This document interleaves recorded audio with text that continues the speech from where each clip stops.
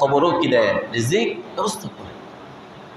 অতএব আল্লাহ তাআলা যে ধরনের জীবন আসলে পরে আল্লাহর সান্নিধ্য, আল্লাহর সন্তুষ্টি পাওয়া যায়, আল্লাহর পক্ষ থেকে পুরস্কার পাওয়া যায়, সেই ধরনের জীবন আল্লাহ তাআলা আমাদের সকলকে দান করে। সকলে বলি আল্লাহুম্মা আমিন। আল্লাহ তাআলা আমাদের জীবন চলার প্রতিটা মুহূর্তে আল্লাহকে পাওয়ার যে বাসনা, যে কামনা, এই ধরনের জীবন আমাদেরকে, আমাদের ফ্যামিলির, আমাদের ছেলেমেয়েদেরকে, আমাদের সন্তান সন্ততিদেরকে এই ধরনের একটি আদর্শ জীবন, মুমিনদের পবিত্র জীবন অর্জন করার সেই তৌফিক আল্লাহ তাআলা আমাদের সকলকে দান করে। সকলে বলি আল্লাহুম্মা আমিন। প্রিয় হাজিরিন, আজকে একটি কথা বলি। আপনারা দেখছেন আমাদের দেশে এখনও নির্বাচনের আগে বিভিন্ন সংস্কার নিয়ে কাজ চলছে, সংস্কারের কথাবার্তা চলছে। প্রধান উপদেষ্টা তার উপদেষ্টা মণ্ডলীদেরকে নিয়ে, আমরা শহরের মানুষ হিসেবে মাঝে মধ্যে আপনাদের কাছে অনেক কিছু শেয়ার করি সমসাময়িক বিষয়ে। কেন?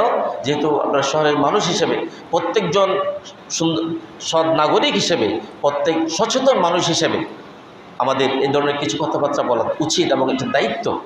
আমরা গত কিছুদিন আগে থেকে দেখলাম আমাদের সংস্কারের বিভিন্ন পয়েন্টে, বিভিন্ন জায়গায়, আমরা এর আগে কয়েকবার বলেছি, সমকামিতা যে LGBTQ, এটাকে সহজ করার জন্য এই দেশে বিভিন্ন ধরনের কাজকর্ম চলছে। আপনারা সচেতন থাকবেন।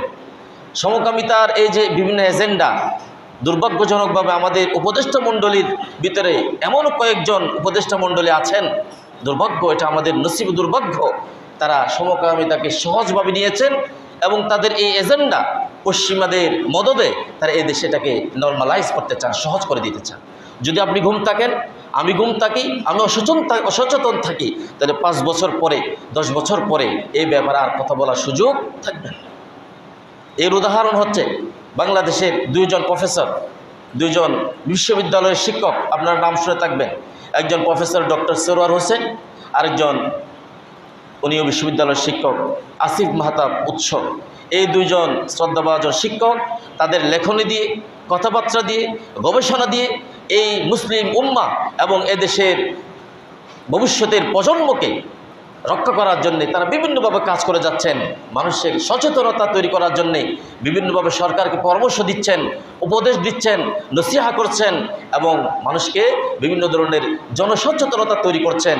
এই যে সমকামিতা, এটা যে একটি পাপিষ্ঠ চিন্তা ভাবনা, মতবাদ, এটি যাতে আমাদের সমাজে স্বাভাবিক হয়ে না যায়, যেভাবে পশ্চিমার বিভিন্ন দেশে আছে।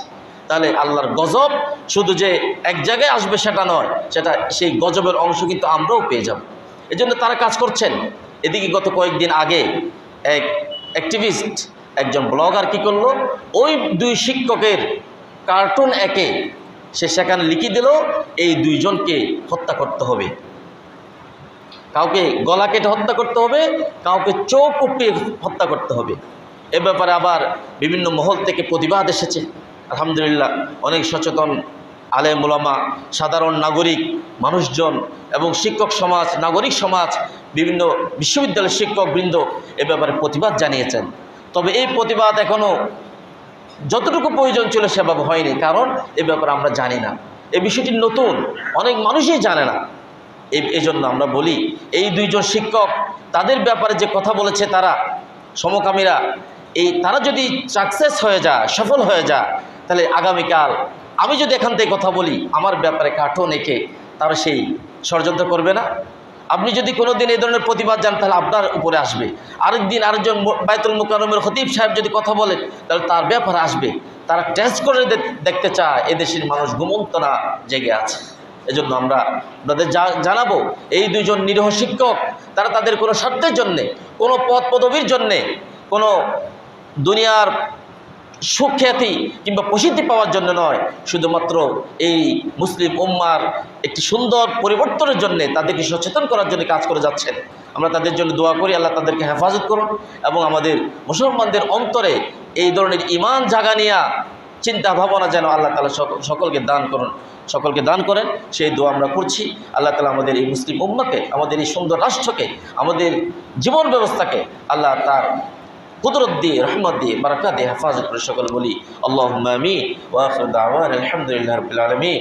সুবহানাকাল্লাহুম্মা ওয়া বিহামদিকা আশহাদু আল্লা ইলাহা ইল্লা আনতা আস্তাগফিরুকা ওয়া আতুবু ইলাইক।